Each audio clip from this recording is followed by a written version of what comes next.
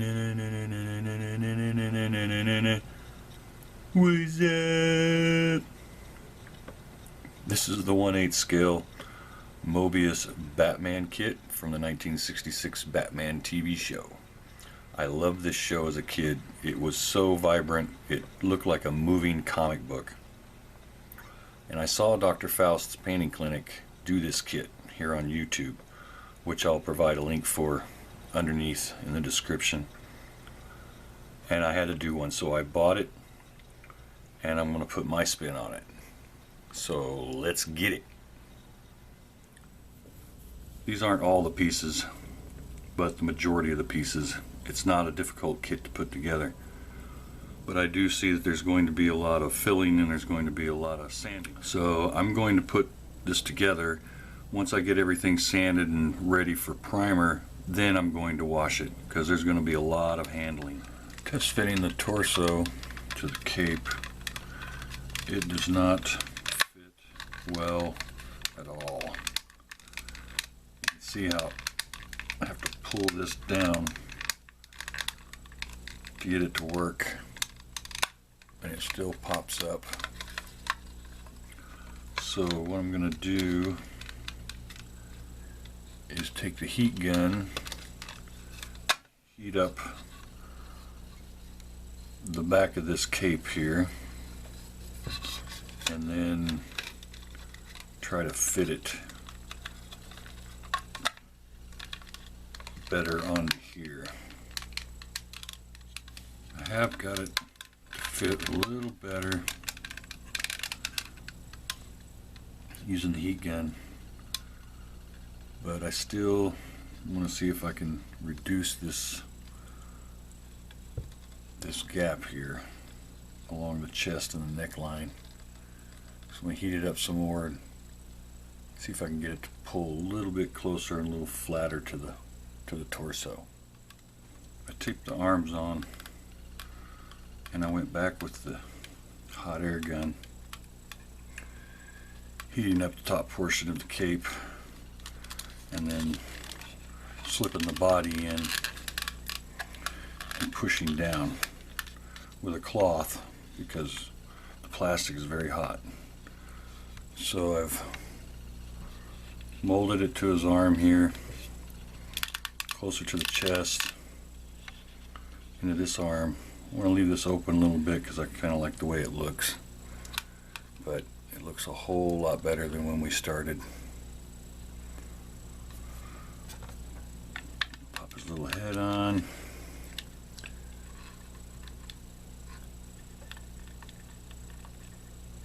Holy bat crap. Looks awesome. This kit has what we call soft details. As you can see on this boot, you can still see a line there, but it's very soft, meaning it's flat, and here at the bottom of the boot. So what I've done is I've taken this tool, it's like a dental tool, and I've slowly scribed a line, just using the weight of the tool until I get a groove. And once I get a groove in the line,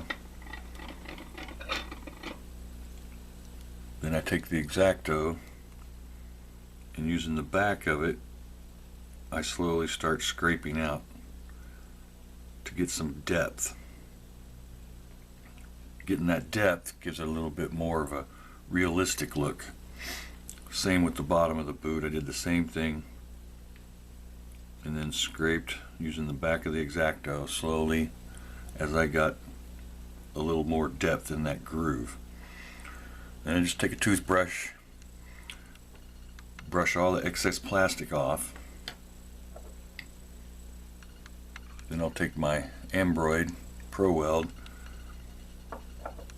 and then just run a line across it. It helps to melt the plastic and smooth it out. And of course, once it's dry, then I go back in with my sanding sticks and some 600 grit sandpaper to file it down as smooth as I possibly can.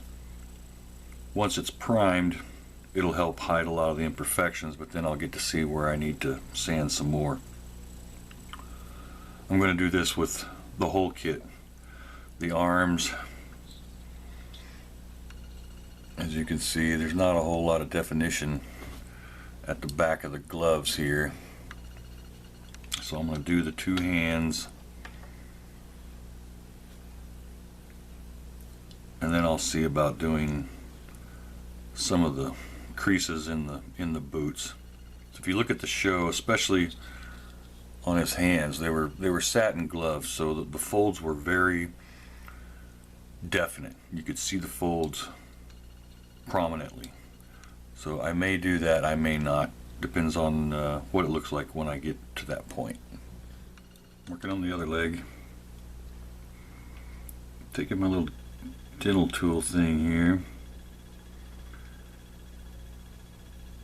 and I'm slowly scribing a line, just following the contour that's already there. And there's no pressure, I'm just dragging it.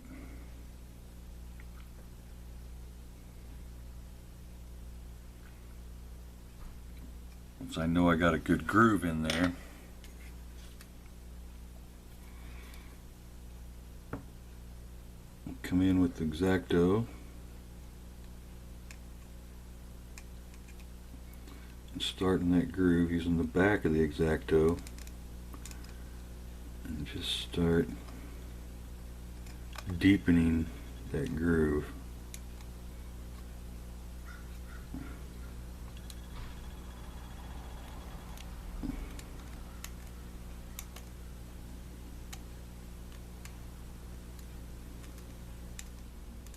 Okay, now I take my embroid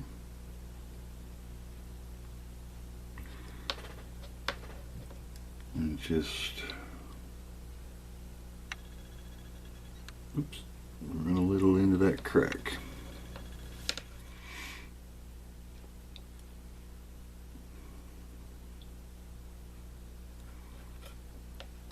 And then I'll let that dry,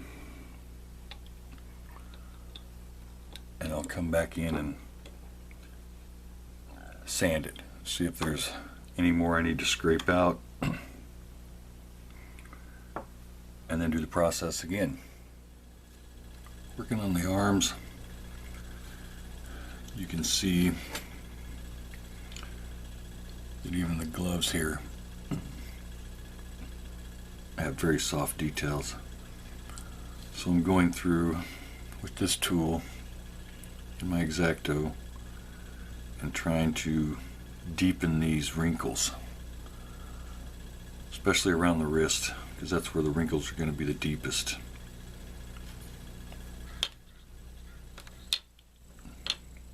Also, the fingers are very soft. These are actually better than this one was, and I've just about got this one up to this depth. So I'll keep working on these, and then we'll come back. I'm working on the right arm and hand that holds the batarang. It just had a little slot that the batarang slips in, and it doesn't look natural at all. So what I've done is I've taken some pieces out of here and back here and right in here. I've left this little groove because it helps hold the batarang, plus if you were holding it, it would leave that crease in your hand. I've also had to cut the batarang, cut a lot of this piece off here, and then of course most of this down here. But when it sits in his hand,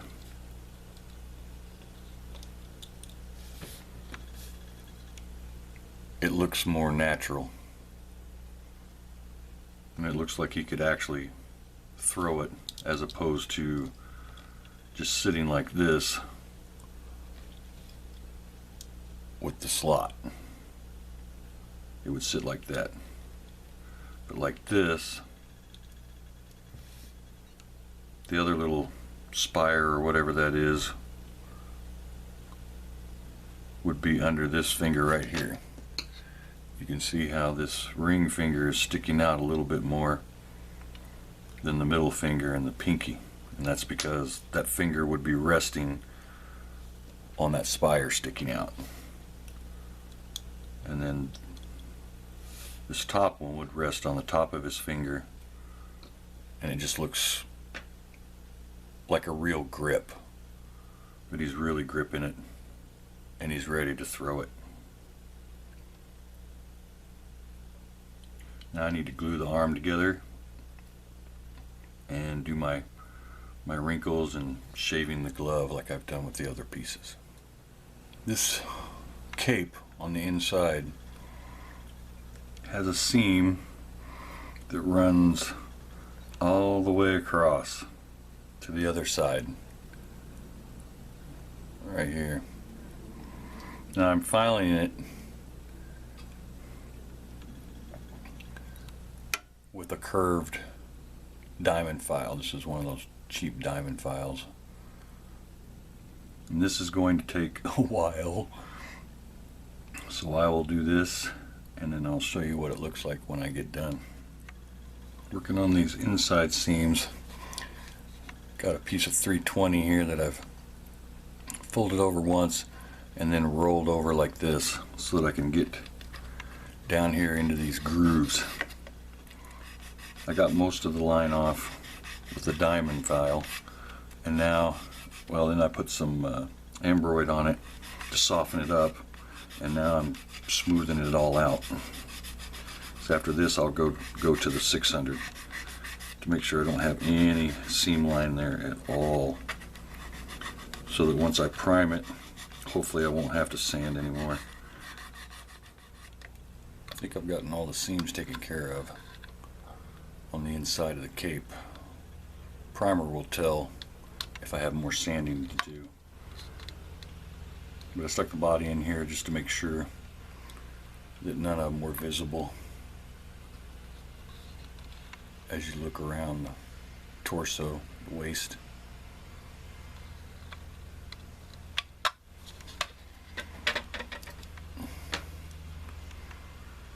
Also, the hand is glued together.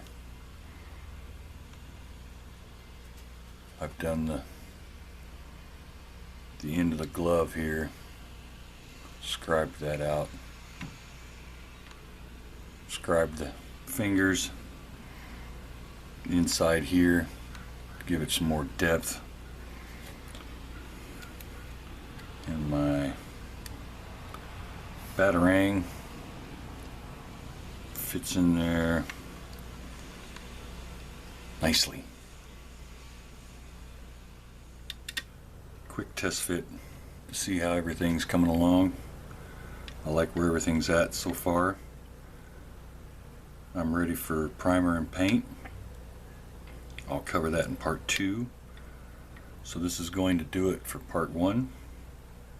I'd like to thank everybody for watching, and we'll see you for part 2.